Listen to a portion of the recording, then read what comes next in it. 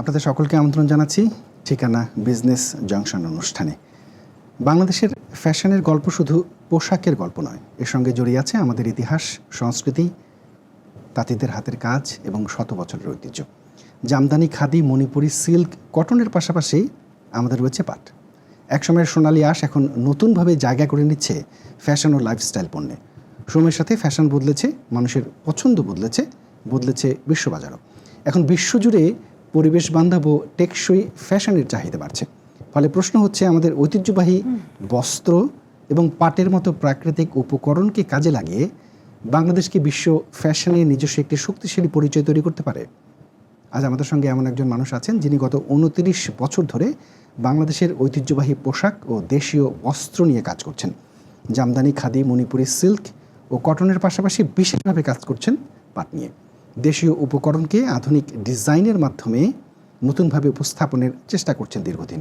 অংশ নিয়েছেন অসংখ্য ফ্যাশন শো, সাংস্কৃতিক অনুষ্ঠান ও ডিজাইন প্রজেক্টে।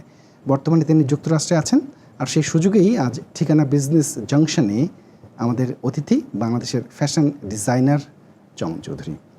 আপনাকে ওয়েলকাম জানাচ্ছি আজকের স্টুডিওতে। থ্যাংক ইউ সো মাচ আমাকে আপনারা আমন্ত্রণ জানানোর জন্য, এবং thank you Thikana television business জাংশনকে এবং দর্শকদেরকে আপনারা দেখার জন্য। Thank you. একেবারেই যদি অনুষ্ঠানটা এভাবে শুরু করতে চাই, আপনি যেহেতু 29 বছর ধরে ফ্যাশন জগতে আছেন, একেবারে শুরুর গল্পটা কেমন ছিল? কিভাবে এলেন এই জগতে? আসলে শুরুর গল্পটা আমি কোথা থেকে কি বলবো আমি জানি না। তারপরে বলি, আমি ছোটবেলা থেকেই কিন্তু ফ্যাশনে খুব ইন্টারেস্টেড ছিলাম বা ফ্যাশন সচেতন ছিলাম। আমি ছোটবেলায় যখন কিছু পড়তে পছন্দ করতাম, ওই ডিজাইনটা আমি নিজের হাতে আঁকতাম 3-4 বছর বয়সে। এবং তখন আমাদের সময়, আপনি চিন্তা করে দেখেন কত বছর আগের কথা, আমাদের সময় দর্জিরা কিন্তু আমাদের ডিজাইন বুঝতে পারতো না, বাঁধা ধরা গতানুগতিক কাপড় বানাতো। তো আমি যা ডিজাইন এঁকে দিতাম, আমার বোন বানাতো, আমি মেশিনের সামনে বসে থাকতাম। এইভাবেই আমার গ্রো আপটা আর কি।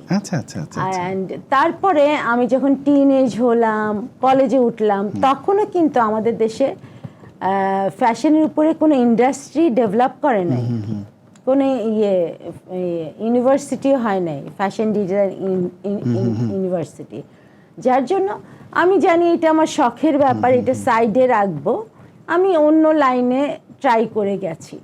আলটিমেটলি যখন আমার টাইম টু টাইম সময় গেল, আমার বিয়ে হয়ে গেল, তখন আমার অনেক ব্যারিয়ার আসলো পড়াশোনার ব্যাপারে আমার শ্বশুরবাড়ির সাইড থেকে। সরি, আমি ফ্র্যাঙ্কলি এটা বলছি, প্লিজ অবশ্যই ফ্র্যাঙ্কলি আমি বলছি, শ্বশুরবাড়ি এবং হাজব্যান্ডের থেকে ব্যারিয়ার আসলো যে আমি ইন্ডিপেন্ডেন্টলি কিছু করতে পারবো না। আমি অনেক কিছুতেই ট্রাই করেছি প্রফেশনাল লাইফে, হ্যাঁ। তো ওগুলো যখন আলটিমেটলি করতে পারলাম না, তখন আমি নিজে থেকে অ্যাটেম্প নিয়ে একা, আসলেই একা, তখন আমি, আমার ফ্রেন্ডরা তো জানতো আমি ডিজাইন করি, আমি পছন্দ করি, ওরা অ্যাপ্রিসিয়েট করে, ওরা আমাকে বলতো তুমি আমাদের ডিজাইন করে দাও, তুমি আমাদেরকে বানায় দাও। তখন আমি একদম সিরিয়াসলি ফ্র্যাঙ্কলি বলছি, আমার হাজবেন্ড যখন ঘুমিয়ে যেত রাতে, আমি কাপড় কাটতাম। আমার ফ্রেন্ডদের ডিজাইন বা মতামত অনুযায়ী ওরা বলতো, আমি কাপড় কাটতাম। ওই কাটা কাপড় নিয়ে দিনের বেলা হাজবেন্ড অফিসে চলে যেত গাড়ি নিয়ে, আর আমি রিক্সায় করে দর্জিদের কাছে যেতাম, কে আমার কাটা কাপড় সেলাই করবে। কারণ আমার কোনো ফিনান্সিয়াল সাপোর্ট ছিল না, এবং আমি কারো কাছে চাইবো না, আমার ভাই বোনের কাছে চাইবো না, হাজবেন্ডের কাছে চাইবো না। আমি ওইটাও আমার ইগো প্রবলেম, যে আমি চাইবো না, আমি আমার মতো যতটুকু পারি করবো। ওইভাবে করে করে করে করে আমি, যাই হোক, সামহাও একটা দর্জিকে পেয়েছি, সে আমার কাটা কাপড় স্টিচ করে দেয়। এইভাবে 2-4টা করে শুরু করলাম বিগিনিংয়ে, সেটা আজকে থেকে সেই লং টাইম ব্যাক। ওইভাবে আমার শুরুটা। চমৎকার চমৎকার। মানে আপনার হাজবেন্ড আসলে চাইতেন না আপনি যেন ইন্ডিপেন্ডেন্ট হন, এরকম কিছু আর কি বিষয়টা বোধহয় করছে। আচ্ছা, আপনি আপনার কথার মধ্যে বললেন যে আপনি যখন শুরু করেছিলেন তখন কোনো স্কুল ছিল না ফ্যাশন ডিজাইনিং এর উপরে। না। তো এখন ওই সময় এবং আজকে 29 বছর পর এই জগৎটাকে আপনি কোন জায়গায় দেখছেন? রাতে দিন তফাৎ, অনেক চেঞ্জ। আমাদের সময় আমার এত শখ ছিল, আমি তো যেহেতু ছোটবেলা থেকে ফ্যাশন সচেতন, আমি জানি আমি এটাতে কোনো প্রফেশন তৈরি করতে পারবো না। হ্যাঁ, আমি জানি এটা আমার শখ, আমি অন্য লাইনে গেছি। তখনও ফ্যাশন ইন্ডাস্ট্রি বলেন, ফ্যাশন ডিজাইন ইউনিভার্সিটি বলেন, কিচ্ছু আমাদের দেশে ছিল না। গ্র্যাজুয়ালি এটা অনেক পরে আসলো। আপনার কোশ্চেনটা কি ছিল বলেন তো মানে একটু। আপনি ওই সময়টা এবং এই সময়টা পার্থক্যটা তো মানে বিশাল একটা পার্থক্য তো আছে। বিশাল পার্থক্য। তারপরে আমি যখন আলটিমেটলি এই জগতে আসলাম, একদম নিজের চেষ্টা আসলাম। হ্যাঁ, নিজের ক্রিয়েশনকে ইমপ্লিমেন্ট করে ওইভাবে চেষ্টা করে আসলাম। করতে করতেই দেখলাম যে আমাদের চলে আসলো কি বলে এটা, সোশ্যাল মিডিয়া, ডিজিটাল প্ল্যাটফর্ম, অনেক ইজি হয়ে গেল সবার জন্য। এই যে ওয়ার্ল্ড ওয়াইড এক্সচেঞ্জ ফ্যাশনের উপরে বলেন, এনিথিং, ওইটা হয়ে গেল। কিন্তু আমরা যখন এটা স্টার্ট করেছি, আমি বলি আমি ছাড়াও আরো 2-4 জন পার্সোনাল লেভেলে ফ্যাশন ডিজাইন নিয়ে কাজ করেছে, একদম পার্সোনাল নিজেদের চেষ্টায় নিজেদের কোয়ালিটিতে এটা করে গেছে। হ্যাঁ, ওইটা এখন অনেক ইজি হয়ে গেছে, অনেক ইজি হয়ে গেছে, যেটা আমাদের সময় ছিল না। ফ্যাশন ডিজাইন ইউনিভার্সিটিও তো ছিল না আমাদের সময়, আমরা চাইলেও পারি নাই তখন এটা করতে। আপনি তো মানে আপনার কাজের একটি বিশেষ জায়গা জুড়ে রয়েছে পাট। আপনি মানে অনুষ্ঠানটা শুরুর আগে আপনি বলছিলেন যে আপনি পাট নিয়ে প্রচুর কাজ করেন। যে সাধারণত পাট বললে তো আমরা বুঝি যে লাইক ব্যাগ, দড়ি বা হস্তশিল্প, এগুলো আমাদের মাথার মধ্যে প্রথমে আসে। আপনি এটাকে ফ্যাশনের উপকরণ হিসেবে আসলে কিভাবে দেখলেন? আমি আসলে তো অনেক বছর ধরে কাজ করছি এই লাইনে, অলমোস্ট 29 ইয়ার্স। হ্যাঁ, তখন থেকেও কিন্তু আমি দেশি কাপড় নিয়ে কাজ করছি বাংলাদেশে। জামদানি, মণিপুরি, তাঁত, খাদি, মসলিন, সব কিছু। তারপরে একটা সময় আমার মনে হলো কি যে সবাই তো এটা আলটিমেটলি গ্র্যাজুয়ালি বাড়ছে, এটা কাজ করার উপর মানুষ অ্যাট্রাক্টেড হচ্ছে এবং করছে। আমি কেন ট্রাই করি না, যেটা নিয়ে কাজ করছে না আমাদের দেশে, যেই প্রোডাক্টটা এত ভ্যালুয়েবল ছিল, জুট, ওটা তো পড়ে আছে, ওটার অবস্থাই খারাপ, ওটাকে নিয়ে একটু ট্রাই করে। ওইটা থেকে আমি একটা রিস্ক নিয়েছিলাম 2018-এ। একটা রিস্ক নিয়ে আমি জুটকে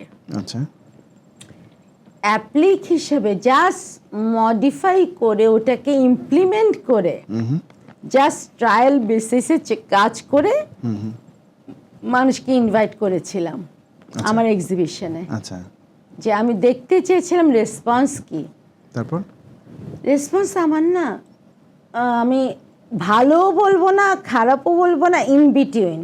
ওটা থেকেও আমি সাহসটা পেয়েছি। হ্যাঁ, ওটা থেকে সাহস পেয়ে ওটা র জুট দিয়ে, লিটারেলি র জুট, আমাদের আছে না চালের বস্তা, লিটারেলি চালের বস্তায় তো আমার জুট বলতে মনে পড়ে চালের বস্তা।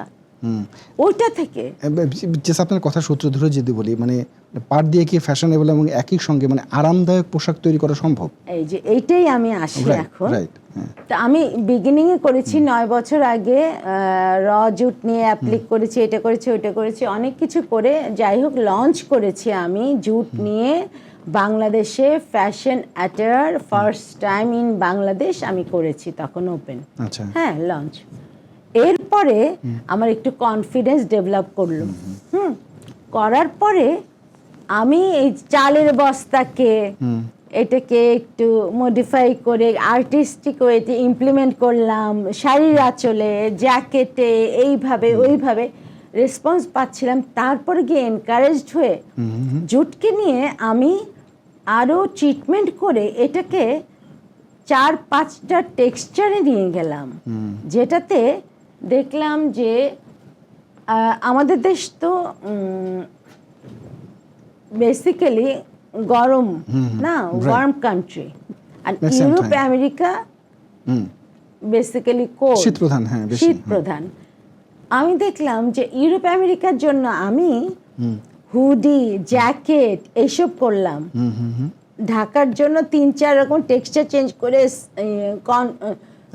কমফোর্টেবল করার জন্য, এবং অফকোর্স ফ্যাশনেবল করে করে রেসপন্স এত পেলাম। আমি এদিক থেকে ইনভিটেশন পেলাম। আমি এখানে অনেক শো করেছি। ইভেন আমাকে এই যে 2024-এ টরন্টোতে ইন্টারন্যাশনাল ফ্যাশন উইকে আমাকে ফ্যাশন শো করতে ইনভাইট করছে, ওটাও অ্যাটেন্ড করলাম। এবং আমি তো নিউ ইয়র্ক শুধু না, আমেরিকার বিভিন্ন স্টেটে আমি এক্সিবিশন তো করছি, ফ্যাশন শো তো আমাকে ইনভাইট করে। তো এটা কিন্তু মানুষ না আসা পর্যন্ত বুঝে না। অনেকে জানেন কিনবে না, জাস্ট কিউরিসিটি থেকে আসতে চায় আমার এই শোতে, যে কি বানালো আসলে দেখি, পাট দিয়ে কাপড় দিয়ে কি বানালো, এটা পাট দিয়ে কি কমফোর্টেবল হবে, ওরা বুঝে না কমফোর্টেবল আসলেই কিনা। কিন্তু এসে আল্লাহর রহমতে কেউ খালি হাতে ফেরত যায় না। মানে আন্তর্জাতিক মার্কেটে, মানে আন্তর্জাতিক ফ্যাশন মার্কেটে এটা একটা পরিচয় তো ডেফিনেটলি বহন করে, এবং জনপ্রিয়তার জায়গাটা তো আপনি বলছেন যে লাইক পজিটিভ একটা ভাইব পেয়েছেন আপনি। অফকোর্স পেয়েছি, কিন্তু একটু আমার যুদ্ধই করে যেতে হচ্ছে। কারণ কি জানেন, আমি একা ফাইট করছি টিল নাও। সেই 2000 কবে থেকে বললাম যেন আমি লঞ্চ করেছি, আজকে থেকে 5-6 না 8-9 ইয়ার্স ব্যাক আমি একা ফাইট করে যাচ্ছি। আমাকে না গভর্নমেন্ট সাপোর্ট দিচ্ছে, না কোনো প্রাইভেট কোনো অর্গানাইজেশন সাপোর্ট দিয়েছে। আমি একা ফাইট করে যাচ্ছি। কিন্তু জানেন, বাংলাদেশেও আমি ডিপ্লোম্যাটরা আমার কাপড় কিনে, এত অ্যাপ্রিসিয়েট করে কিনে। আমি জানি এইটা যদি একবার নজরে আসে গ্লোবাল ওয়ার্ল্ডে, এটা আমাদের দেশের জন্য সাংঘাতিক ভালো হবে। আমি না পার্সোনালি, আমার কিচ্ছু না, দেশের জন্য ভালো হবে। আপনি তো ট্রাই করে যাচ্ছেন, ডেফিনেটলি একটা আমি করেই যাচ্ছি, আমি একা করেই যাচ্ছি, আমার মতো করে আমি করে যাচ্ছি। জি আচ্ছা, জাস্ট একদম পাটের বাড়িতে আপনি বললেন যে জামদানি, খাদি, মণিপুরি, সিল্ক এগুলো নিয়ে আপনি কাজ করেছেন। এগুলো করেছি, আগে করেছি, এখনো করছি। মানে এই উপকরণগুলোর মধ্যে একজন ডিজাইনার হিসেবে মানে কোনটিতে আপনি মানে খুব বেশি সৃজনশীল একটা স্বাধীনতা পান? আমি বিগিনিংয়ে অনেক আগে, সেই আমি যখন শুরু করলাম কাজ, আজকে থেকে মনে করেন 20-25 বছর আগে, কেউ মণিপুরি চিনতো না বাংলাদেশে। আমি সিলেটে গিয়ে মণিপুরি, ওইটাও হ্যান্ডলুম কিন্তু জামদানির মতো, ওইটাকে তৈরি করাতাম, ডিজাইন আমি দিতাম। ওরা না একটু এনকারেজমেন্ট না পেলে যা হয়, ও নিজেদের গতানুগতিক ডিজাইন দিয়ে বানাতো, ওইটা আমার ভাল লাগতো না। আমি আমার ডিজাইন দিয়ে বানাতাম, ভেরিয়েশনটা আর কি। হ্যাঁ, ওইভাবে করে এনে মানুষ ঢাকায় এনে শুধু অ্যাজ ইট ইজ না, এনে ওইটার মধ্যে ইমপ্লিমেন্ট করতাম আমার ডিজাইন, এভাবে বিক্রি করতাম। তখন থেকে এখন না মানুষ চিনে মণিপুরি, এবং ঢাকায় অনেক পপুলার, আল্লাহর রহমতে ভীষণ পপুলার মণিপুরি ডিজাইন। আরেকটা জিনিস বলি, আমি তখন যেই তাঁতিকে দিয়ে বানাতাম মণিপুরি, রাধাবতী নাম, সেই রাধাবতী আজকে থেকে 3 বছর আগে কলা গাছের সুতা দিয়ে একটা শাড়ি বানিয়েছে। ওকে যদি গভর্নমেন্ট এনকারেজ করে অনেক উপরে উঠবে। কলা গাছের, কলাবতীর নাম দিয়ে, কলা গাছের সুতা দিয়ে, কলা গাছের সুতাটা শুনলেই তো কেমন লাগলো, কোনোদিন আমরা শুনি ফার্স্ট টাইম। আমার এই রাধাবতী, আমার তাতে 3 বছর আগে কলা গাছের সুতা দিয়ে কাপড় বানিয়ে সে অ্যাওয়ার্ড পেয়েছে, রাধাবতী। আমার ভাল লাগলো।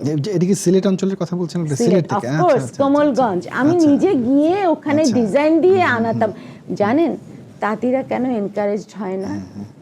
ওদের তো কোনো ওই পয়সা পায় না ওই হিসাবে, এবং ওদের নেক্সট জেনারেশন, ওদের ছেলে মেয়েরা বাবার যে প্রফেশনে ইন্টারেস্টেড হবে, ওইটা কেন পায় না? কারণ দেখে বাবা অভাব অনটনেই ওদেরকে পালছে, কারণ কি সুতার দাম বেশি হচ্ছে, ও আচ্ছা আচ্ছা ওটা সাপোর্ট তো করতে হবে, হয় গভর্নমেন্ট লেভেলে হয় প্রাইভেট লেভেলে, ওইটা হচ্ছে না, এই জিনিসটার দিকে দেখতে হবে।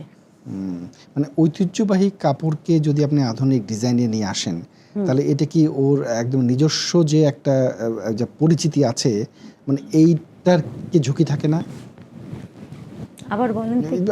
মানে যেমন ধরেন আপনি জাস্ট পাটটাকে, আপনি যে পাটটা আমাদের একটা ঐতিহ্য, আপনি আধুনিক ডিজাইনে যখন এটাকে নিয়ে আসছেন, তখন কি এর যে নিজস্বতা হারায় কিনা?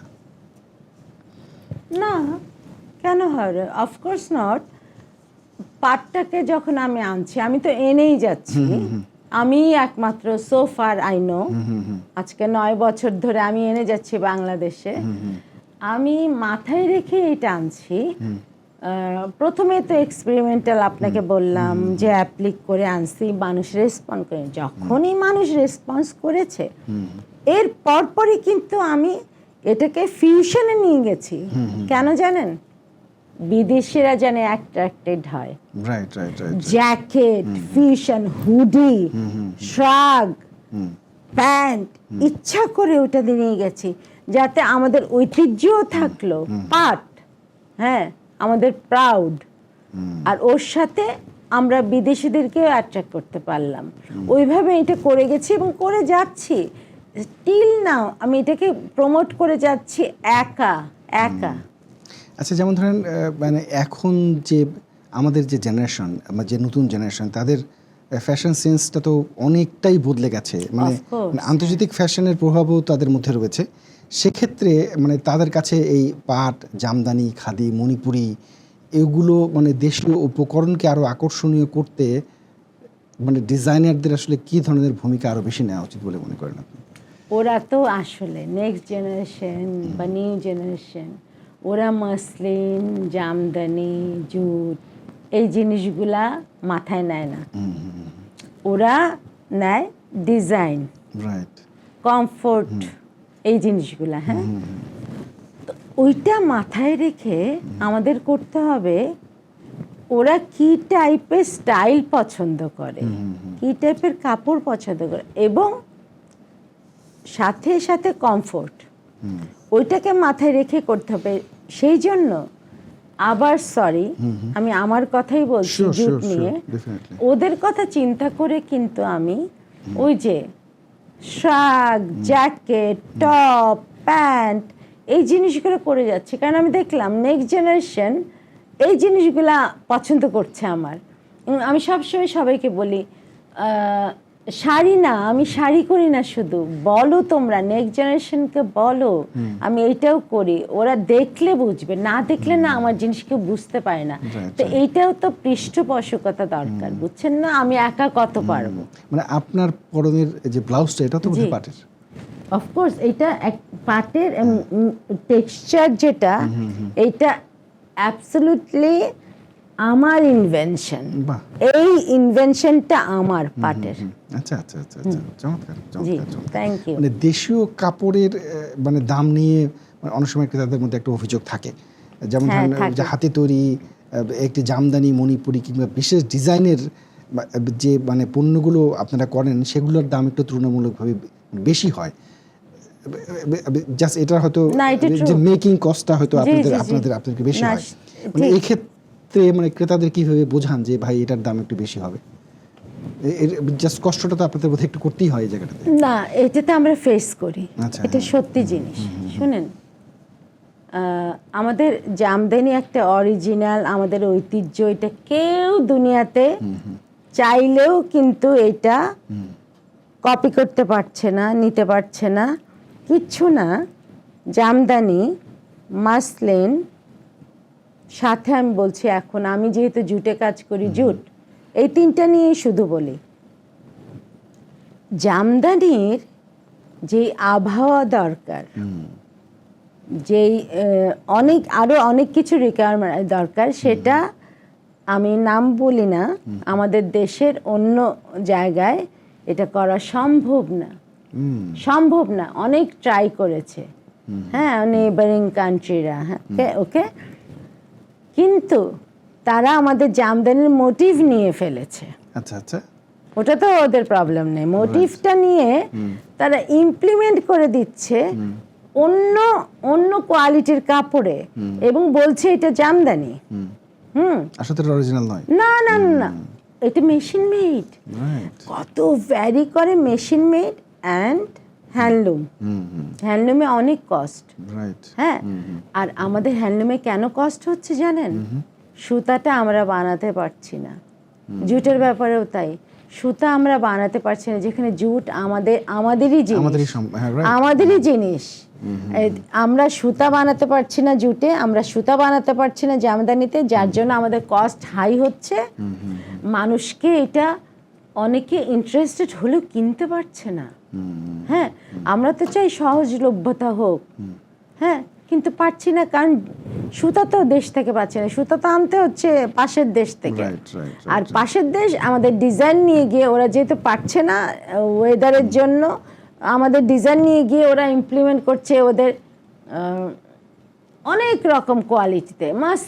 মাসলিন না, ওরা বলে মাসলিন, ওরা একটা অর্গানজাতে ডিজাইন ফেলে দেয় জামদানি বলে মাসলিন, এইটাতে ফেলে দেয় বলে জামদানি, মানুষ কিনছে। এবং কি হচ্ছে প্রবলেম জানেন? ক্লায়েন্টরা মনে করছে আমরা কি কনফিউজড নাকি আমরা ঠকাচ্ছি, দামের এত ডিফারেন্স। এই জিনিস, এটার জন্য কাদের সহযোগিতা দরকার? অবশ্যই সরকারের সহযোগিতা দরকার, সরকার এবং প্রাইভেট বড় বড় অর্গানাইজেশনের দরকার। সিরিয়াসলি রিয়েলাইজ করলে একা কতদিন পারবো? আচ্ছা, এই ক্ষেত্রে আরেকটি প্রশ্ন একটু করতে চাই, যেমন ধরেন আপনি, মানে স্পেশালি আপনি বা আপনারা মানে যে ধরনের প্রোডাক্ট নিয়ে কাজ করেন, আমাদের একদম দেশীয় প্রোডাক্ট নিয়ে কাজ করেন, এক্ষেত্রে তাঁতি এবং কারিগররাই তো এই শিল্পের আসলে একদম একটা মূল ভিত্তি।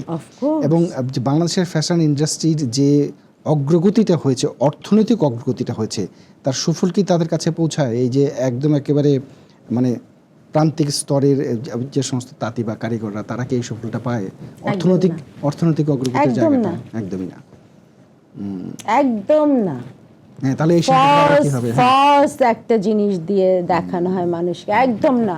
ওরা ডিপ্রাইভড, যার জন্য ওদের ছেলেমেয়েরা ওদের আসতে চায় না, আসতে চায় না। আমি নিজেকে দেখছি, আমি কোমলগঞ্জে, আমি যখন বললাম না মণিপুরি কাজ করতাম 30 বছর আগে, কেউ চিনতো না। আমি ঢাকা শহরে কোমলগঞ্জ থেকে অর্ডার দিয়ে মণিপুরি বানায় এনে মানুষকে বলতাম, দেখাইতাম। হ্যাঁ, তখন দেখছি ওদের ছেলেমেয়েরা ইন্টারেস্টেড না, এবং ওরা জমি জমা বিক্রি করে পাঠায় দিচ্ছে বাইরে, কারণ ওরা এই পেশায় ইন্টারেস্টেড। কারণ বাবাদেরকে দেখছে সাফার করতে, এবং মনে হয়েছে আপাত দৃষ্টিতে ওরা অলস। কেন অলস? ইনকাম নাই। এবং আরেকটা জিনিস ইম্পর্টেন্ট, ওরা তো ডিজাইন সেন্স নাই। আমাদের তো ডিজাইনের ব্যাপারে বা মডার্ন ট্রেনিং দিতে হবে। ওরা বানাতে পারে, হ্যান্ডলুম বানাতে পারে, কিন্তু আর কিছু তো জানে না। শিল্প, হ্যাঁ, আমি যেমন বানিয়েছি, যে বললাম না রাধা রানীকে দিয়ে বানিয়েছি, যে কলাবতী শাড়ি, হ্যাঁ হ্যাঁ, আমি ডিজাইন দিয়ে দিতাম, কিন্তু 2-4টা করার পরে বোর ফিল করতো। কারণ কি, ওদের পোষায় না, বুঝছেন? পোষায় না। তো এগুলো তো গভর্নমেন্ট দেখতে হবে। আপনি যখন যুক্তরাষ্ট্রে আছেন, মানে এখানে কি কোনো মানে স্পেশালি কোনো প্রদর্শনী, ফ্যাশন শো বা নতুন প্রজেক্ট নিয়ে কাজ করছেন কিনা? আমি এখানে আসি আজকে থেকে 20-25 বছর আগে থেকে। হ্যাঁ, ইনিশিয়ালি আমি পার্সোনাল উদ্যোগে করতাম শো। ওকে, হ্যাঁ, ভালোই হতো, রেসপন্স করতো সবাই, এটা ঠিক আছে। এরপরে যখন আমি জুট নিয়ে করলাম, সবাইকে জানালাম, তখন ফর্মাল অর্গানাইজেশনরা ইন্টারেস্টেড হলো। এটা আমার কাছে খুব ভালো লেগেছে। তারা আমাকে ফর্মালি ইনভাইট করে নিয়ে আমার সোলো শো করে যাচ্ছে। এই হিসাবে এইবার আমি এসেছি 3টা শো নিয়ে। আমাকে ওনারাই ইনভাইট করে, যেমন ভার্জিনিয়াতে করলাম 2 মাস আগে লিট ফেস্টিভ্যাল, তারা আমাকে ইনভাইট করেছে। এইভাবে রেজনা চিদির বন্যার অনুষ্ঠান হলো, ওনার গান আমার এক্সিবিশন।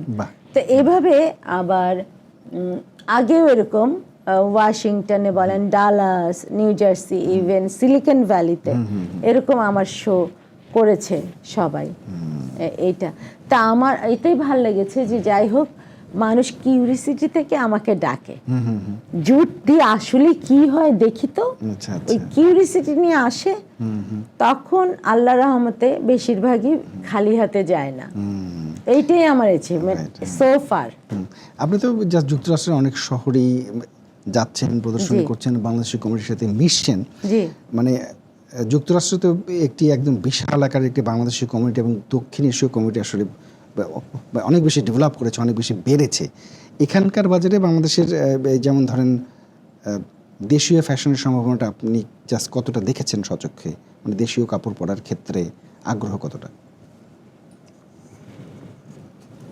মানে আমি খুব একটা বেশি পজিটিভ বলতে পারবো না। আমি দেখেছি বাঙালিরা এখানে আটকে থাকে নিজেদের মধ্যে, যেমন ওরা বেরোতে চায় না, আচ্ছা, অন্যদের সাথে অন্য কালচারের সাথে বেশি মিশে না। আমি যদি আমার জিনিসটা প্রমোট করতে চাই, আমি জানি আমার জিনিসটা খুব অ্যাপ্রিসিয়েটেড বিদেশিদের কাছে, আমি এটা ফিল করেছি দেশে, কারণ ডিপ্লোম্যাটরা আমার জিনিস কেনে, বিদেশিরা, ওই অ্যাম্বাসেডার বা তাদের ওয়াইফ, এটা ওনাদের অনেক ওপেন হতে হবে, ওনাদের থ্রুতে কিছু আশা করা যাবে না। ওনারা খুব নিজেদের মধ্যে সীমাবদ্ধ। সরি টু সে, আমি এটা একটা নেগেটিভ জিনিস বলছি, আমি যেটা ফিল করেছি আমি এটা বলছি। আমি যে বাঙালিরা বাঙালিদের মধ্যে সীমাবদ্ধ, তারা অন্যদের সাথে মিশে না বা কোনো কিছু না, ওরা ওদের মতো করেই চলে। এবং আমি যেটা যতটুকু এখানে অফার পেয়েছি, আমার এই জিনিসের অ্যাপ্রিসিয়েশন জুটের, সেটা আলাদাভাবে পেয়েছি, নট ফ্রম বাঙালি কমিউনিটি। কিন্তু বাঙালি কমিউনিটি আমাকে অনেক সাপোর্ট করেছে, এটা আমি অস্বীকার করব না। ওরা আমার জন্য অ্যারেঞ্জ করেছে বিভিন্ন স্টেটে, এইটা থ্যাঙ্কস ফুল টু দেম। আচ্ছা, যেমন ধরেন একজন একদম একেবারে অল্প বয়সী তরুণ বা তরুণী এসে যদি আপনার কাছে বলে যে আমি একজন ফ্যাশন ডিজাইনার হতে চাই ইন ফিউচারে, আপনার এই যে দীর্ঘ 29 বছরের যে আপনার অভিজ্ঞতা, সেই অভিজ্ঞতা থেকে আপনি প্রথম 3টি পরামর্শ তাকে খেয়ে দেবেন, যদি বলে 3টে পরামর্শ দেন কেউ যদি ফ্যাশন ডিজাইনার হতে চায় ইন ফিউচারে প্রফেশনালি? আসলে জানেন আজকালকার ছেলেমেয়েরা, আজকাল বলতে এটাকে আমি ধরে নিব লাস্ট 20 ইয়ার্স, সবাই শর্টকাট চায়, যে কোনো প্রফেশন, আমার ফিলিং। কিন্তু কোনো প্রফেশনের শর্টকাট বলে কিছু নাই। এই যে আপনি যে স্ট্রাগলটা করেছেন, আমি আমার স্ট্রাগলটা আমি আপনাকে বলার সুযোগ সময় সব থাকতে হবে, বলতে পারিনি। এনিওয়ে, শর্টকাট বলে কিছু নেই যে আমি প্রফেশন করব, টাকা ইনকাম করব, এই জন্য এটা করব, এটা হবে না, এটা ভাবলে হবে না। কিন্তু তার বেসিক ডিজাইন সেন্স থাকতে হবে, এইটা মাথায় রাখতে হবে, ওর বেসিক ডিজাইন সেন্স থাকতে হবে, ইন্টারেস্ট থাকতে হবে, এফার্টের ব্যাপারটা থাকতে হবে। ওদের জন্য তো অনেক কনভিনিয়েন্ট হয়ে গেছে এখন, যেহেতু ডিজিটাল ব্যাপার হয়ে গেছে সব কিছু। আমাদের সময় কিচ্ছু ছিল না, নিজেদের মাথা থেকে সব করতাম।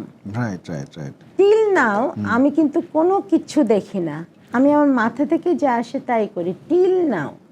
কিন্তু এখন তো ওদের অ্যাডভান্টেজ হয়ে গেছে, ওদের কোর্স আছে, ওদের ইউনিভার্সিটি আছে, ওদের হেল্প করার অনেক সুযোগ আছে, ওদের জন্য ব্যাপার না। কিন্তু জিনিসটাকে আসলে রেসপেক্ট করে ধরে রাখতে হবে, এফার্ট দিতে হবে, আর বেসিক ইন্টারেস্ট থাকতে হবে, নইলে হবে না।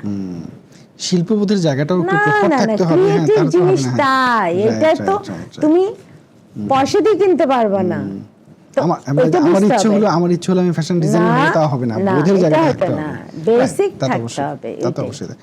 মানে বাংলাদেশে কি এই ধরনের স্কুল, মানে একেবারে স্পেশালি ফ্যাশন ডিজাইনিং এর উপর স্কুল ছিলাম না, এখন কি হচ্ছে? অফ কোর্স এখন লাস্ট 15-20 ইয়ার্স থেকে হয়েছে। আচ্ছা আচ্ছা, আছে তো, স্কোপ অনেক আছে এখন, ছেলেমেয়েরা পড়াশোনা করছে অনেক। হ্যাঁ, মানে একেবারে অনুষ্ঠানের শেষ পর্যায়ে আমরা আগামী 10 বছর পর মানে বাংলাদেশের ফ্যাশনকে আপনি কোথায় দেখতে চান? পাট এবং আমাদের ঐতিহ্যবাহী বস্ত্র কি মানে কখনো একদম একেবারে বিশ্ব ফ্যাশনে বাংলাদেশের নিজস্ব পরিচয় বহন করবে, সেই স্বপ্ন দেখেন কিনা? অফ অফকোর্স, কেন দেখবো না? আমরা এত নাম করা আমাদের কাপড়, জামদানি, মাসলিন, যেটা এত সূক্ষ্ম আমাদের বুননের কাজ করে, এটা তো ওয়ার্ল্ডে যেখানেই ফ্যাশন শো হয় এটা কিন্তু নাম করে।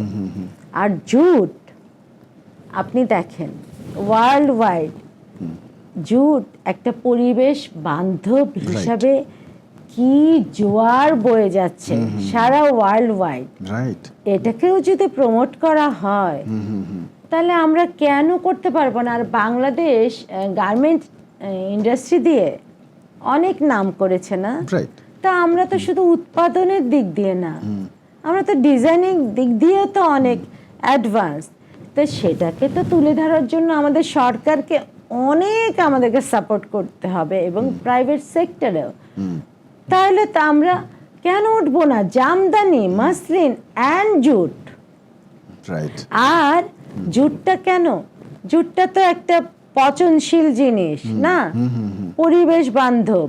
এটাকে সবাই কি ওয়েলকাম করতেছে। হ্যাঁ, বর্তমান বিশ্বে এটা তো আরো বেশি। আর ইয়াং জেনারেশনকে এটাকে মোটিভেট করার জন্য তো টিনেজার না, মানে ইয়াং এই যে জেনারেশনের জন্য করছি, জ্যাকেট করছি, ফিউশন করছি, টিউনিক করছি, অনেক কিছু করছি। তো এরকম করে আমরা ওদেরকে মোটিভেট করতে পারি আমাদের দেশীয় জিনিস উইথ ওদের স্টাইল, তাই না? তাহলে কেন আমরা ওই পর্যায়ে যেতে পারবো না? অফকোর্স আপনার এই স্বপ্নটা একদিন সত্যি হোক, সেই প্রত্যাশা থাকবে। ইনশাআল্লাহ, ইনশাআল্লাহ। Thank you so much. Thank you আপনাকে অনেক অনেক অনেক ধন্যবাদ আজকের এই অনুষ্ঠানে এসে আপনার এই অভিজ্ঞতাগুলো শেয়ার করবার জন্য আমাদের সাথে। Thank you. না, আপনাকেও থ্যাংক ইউ সো মাচ। আমি এক্সপ্রেস করতে পারলাম আমার অনেক অভিজ্ঞতা, এবং ফিউচারে যদি কিছু করতে চাই বা আমাদের দেশ থেকে যদি কিছু করা যেতে পারে সেটার জন্য যে বলার সুযোগ আপনি করে দিয়েছেন, এই জন্য আপনাকে এবং ঠিকানা টেলিভিশনকে অনেক ধন্যবাদ। থ্যাংক ইউ আপনাকে। Thank you. একটি পোশাক হয়তো আমরা কয়েক ঘন্টা পরি, কিন্তু সেই পোশাকের নকশা, বুনন আর কারিগরের হাতের মধ্যে কখনো কখনো বহন করে শত বছরের ইতিহাস। বাংলাদেশের জামদানি, খাদি, মণিপুরি সিল্ক, কটন কিংবা আমাদের সোনালী আঁশ পাট, প্রতিটির সঙ্গে জড়িয়ে আছে এই ভূখণ্ডের মানুষ, শ্রম, সংস্কৃতি এবং আমাদের নিজস্ব পরিচয়। বিশ্ব যখন আরও পরিবেশ বান্ধব ও টেকসই ফ্যাশনের দিকে এগিয়ে যাচ্ছে, তখন আমাদের নিজেদের সম্পদগুলোর দিকে নতুন করে তাকানোর সময় এসেছে। ঐতিহ্যকে ধরে রেখে আধুনিক ডিজাইন, সঠিক ব্র্যান্ডিং এবং বিশ্ববাজারের সঙ্গে সংযোগ তৈরি করা গেলে বাংলাদেশের দেশীয় বস্ত্র হয়তো শুধু আমাদের নিজেদের পোশাক হয়ে থাকবে না, হয়ে উঠতে পারে বিশ্ব ফ্যাশনে বাংলাদেশের আলাদা পরিচয়। দেশীয় বস্ত্রকে বাঁচিয়ে রাখা তাই শুধু একটি ফ্যাশন ট্রেন্ডকে বাঁচিয়ে রাখা নয়, এর অর্থ আমাদের তাঁতি, কারিগর, সংস্কৃতি এবং নিজস্ব পরিচয়কে পরবর্তী প্রজন্মের কাছে পৌঁছে দেয়া। এই সম্ভাবনা, চ্যালেঞ্জ এবং ভবিষ্যতের নানা দিক নিয়ে আজকের বিজনেস জংশনে কথা বললেন বাংলাদেশের ফ্যাশন ডিজাইনার চমন চৌধুরী। আপনারা ভালো থাকবেন, সুন্দর থাকবেন। দেখা হবে আগামী অনুষ্ঠানে অন্য কোনো অতিথিকে নিয়ে। ভালো থাকবেন সবাই।